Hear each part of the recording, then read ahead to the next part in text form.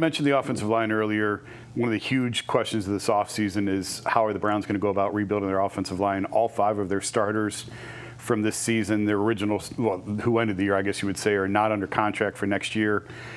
How many starters, how many new starters will there be on the offensive line next year, and how many of them will be rookies? Are we going off of like the last game starting 5? How do you want to do it, Mike? Do you want to do it off the last game starting 5, or do you want to do it like DeJuan Jones? The main group. So yeah, I think you can roll Luke Whippler. I think you're going to roll with DeJuan Jones at right tackle.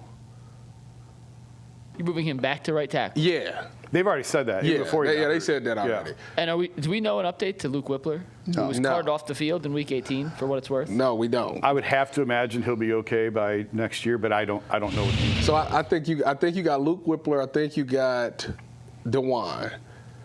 I don't know. They have not shown that they believe in Zach Center, so I think you got to replace 3 out of 5.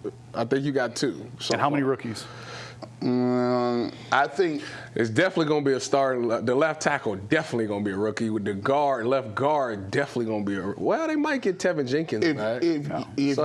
So 2. Realistically, I say 2. Say you could get a Linderbaum or somebody in free agency. You go back and you Linderbaum plays center. Yeah. So then that messes up. Well, I don't know if I like what Whippler was doing. Of course you do. Go Bucks. I don't know exactly how well he's going. You know, I don't know what the injury is and what his timetable is. But Tevin Jenkins is a guy I think that they will kick the cans on and try to see if he'll come back. DeJuan Jones will probably play on the right side. Assuming for this purpose of this conversation, Whippler is back. I think you're looking at trying to find a new guard and you're trying to find a new tackle off back. The left side. Where did Tevin Jenkins play? Left or right guard? Right.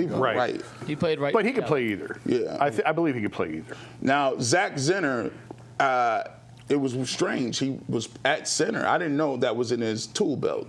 Well, I don't know if he knew it was in his tool belt. Did not go very well. I think he was missing a loop.